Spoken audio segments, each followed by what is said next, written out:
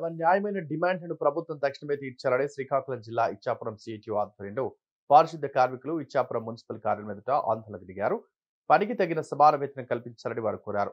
Engineering కార్మికులకు health risk allowance కల్పించాలని, outsourcing ఉద్యోగులను వెంటనే పరిమితం చేసి క్యాబినెట్లకు 18,500 జీతం ఇవ్వాలని డిమాండ్ చేశారు.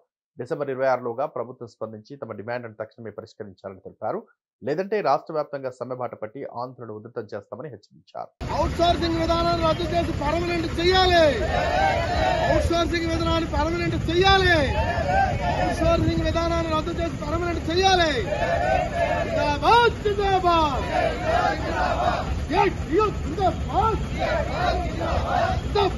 జిందాబాద్ జిందాబాద్ జిందాబాద్ జిందాబాద్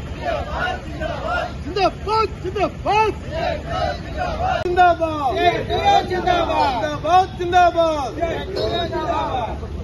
కార్మికుల ఐక్యత, కార్మికుల ఐక్యత. సమాన పనికి సమాన వేతనం ఇవ్వాలి. సమాన పనికి సమాన వేతనం ఇవ్వాలి. సమాన పనికి సమాన వేతనం ఇవ్వాలి. అవుట్సోర్సింగ్ విధానం రద్దు చేసి అందరికీ పర్మనెంట్ చేయాలి. అవుట్సోర్సింగ్ విధానం రద్దు చేసి పర్మనెంట్ చేయాలి. టాప్ డ్రైవర్లకు 18,500 ఇవ్వాలి. ఎంప్లాయీస్ యూనియన్ ఫెడరేషన్ జిల్లా శ్రీకాకుళం జిల్లా అధ్యక్షుని రమేష్ పట్నాయక్ మాట్లాడుతున్నాను. ఈవేళ గత 6 మాసాలుగా ఈ 4 డిమాండ్ల మీద పర్మనెంట్ చేయాలి, సమాన పనికి సమానం వేతనం ఇవ్వాలి, ల్యాబ్ డ్రైవర్లకు 18,500 ఇవ్వాలి, అలాగే ఇంజనీరింగ్ సెక్షన్లో పనిచేస్తున్న వాళ్ళకి రిస్క్ అలవెన్స్ ఇవ్వాలి అనే ఈ 4 డిమాండ్ల మీద గత 6 మాసాలుగా మేము ప్రభుత్వంతో ఫైట్ చేస్తున్నాం. ఈ రోజు వరకు కూడా ప్రభుత్వం ఎటువంటి చర్యలు తీసుకోలేదు. అదేవిధంగా మరి అప్పుడు ముఖ్యమంత్రి గారు పాదయాత్రలో మాకు మాట కూడా ఇచ్చారు, నేను వస్తే పారిశుద్ధ్య కార్మికులకి అంతా బాగు చేస్తానని చెప్పి. కానీ ఈ రోజు వరకు 4.5 సంవత్సరాలుగా ఏమీ మాకైతే శాలరీస్ పెంచలేదు.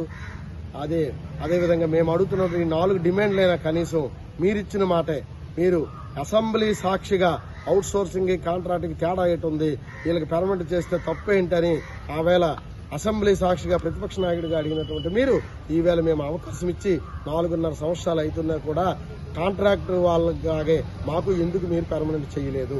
కాబట్టి ఖచ్చితంగా తప్పనిసరిగా మాకు ఈ 4 డిమాండ్లు నెరవేర్చాలని గత 6 మాసాలుగా మేము పోరాడుతున్నాం. అయినా సరే ఈ రోజు వరకు ఎటువంటి నిర్ణయం లేదు. కాబట్టే ఈవేళ మేము 26వ తారీఖున సమ్మెలోకి వెళ్లడానికి మేము నిర్ణయించుకున్నాం. ఇంకా మీ ప్రభుత్వానికి బాగుంటుంది కాబట్టి ఇవన్నీ మీరు ఆలోచన చేసి ఎంత వేరము నిర్ణయం మీరు తీసుకుని మాకు మంచి ఫలితాలు ఇస్తే మేము అంత వేరం సమ్మె నుంచి విరమించుకుంటాం. లేదంటే మాత్రం 26వ తారీఖు నుంచి నిరవధిక సమ్మె ప్రారంభం చేసి ఖచ్చితంగా ఈ కోరికలు తీరే వరకు సమ్మె చేస్తామని మేము ఇందు మూలంగా తెలియజేస్తున్నాం.